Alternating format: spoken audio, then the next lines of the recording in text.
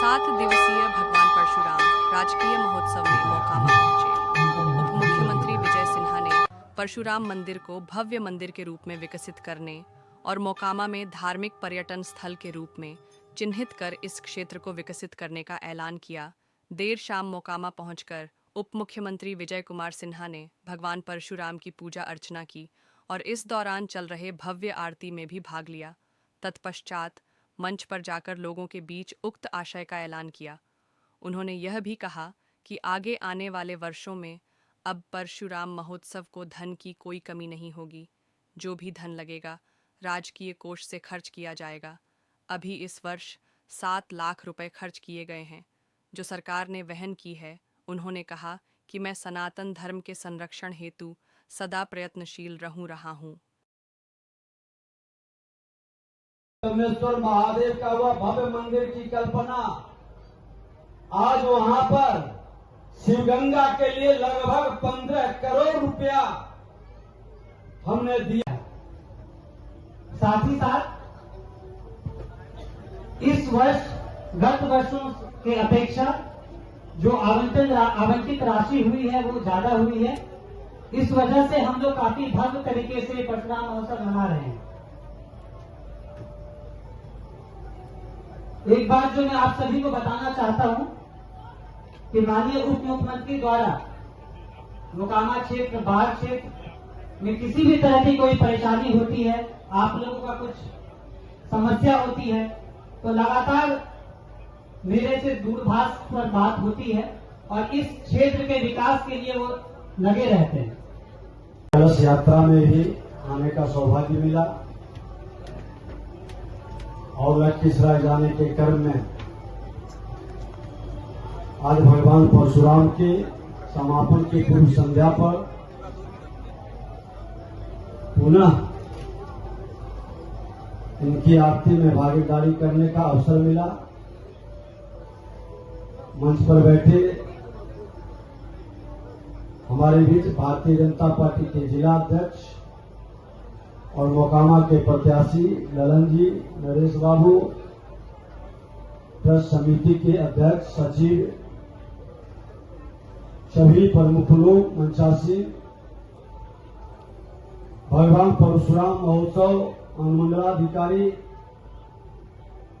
बार ठीक है कि इस बार जो भूमि राजस्व विभाग से आता था मेला के लिए, उसके अलावे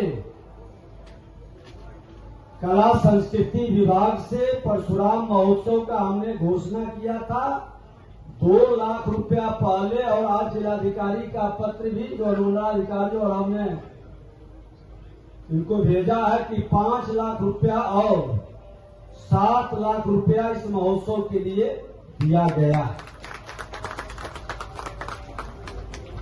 और ये भव्य ढंग से हो क्योंकि भगवान परशुराम महोत्सव प्रतिभा, परिश्रम, पराक्रम की धरती को हम नमन करते हैं और यह आयोजन केवल जातीय गौरव का गुणगान नहीं है, यह उस तप की ताकत उत्सव है जिसका संस्कार वैदिक संस्कृति के रूप में दुनिया में प्रतिष्ठित हुआ है। यह उस वृत्ति का उपासना है जिसमें अहंकार के त्याग और मानवता के परिपालन की प्रवृत्ति की समाहित है। यह उस वीरता की पूजा है जिसमें आत्मसम्मान, राष्ट्र प्रेम, न्याय और सर्व मंगल के लिए अडिग रहने की प्रेरणा समाहित है।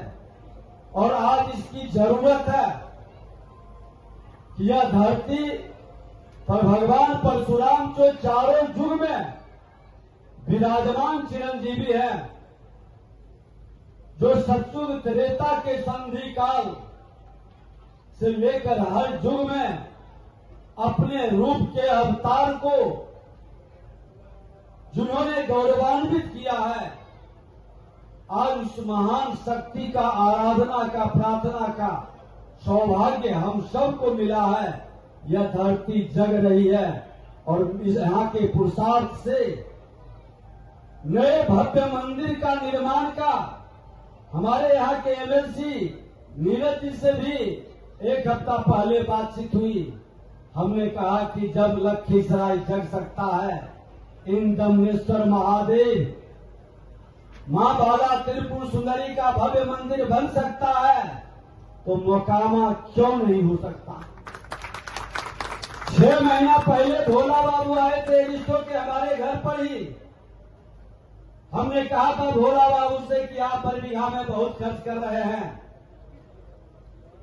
भगवान परशुराम किसी जाति के सूचक नहीं है। भगवान परशुराम प्रकृति के पूजक है और प्रकृति का सच्चा पुजारी जो कृषक कार्य से जुड़ा है, उसके आराध्य है।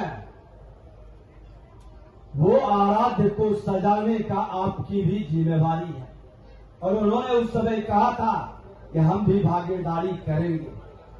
और सबसे बड़ी भागीदारी इस धरती पर जन्म लेने वाले हर व्यक्ति का है। सबको लगे कि हमारी भागीदारी प्रत्यक्ष अप्रत्यक्ष कम ज्यादा सबका हो। एक नए भव्य मंदिर का स्वरूप आनी चाहिए। लोग जब गुजरे यहां से तो उनके मन मस्तिष्क में ये भाव जगे कि हम भगवान परशुराम का दर्शन जरूर करेंगे।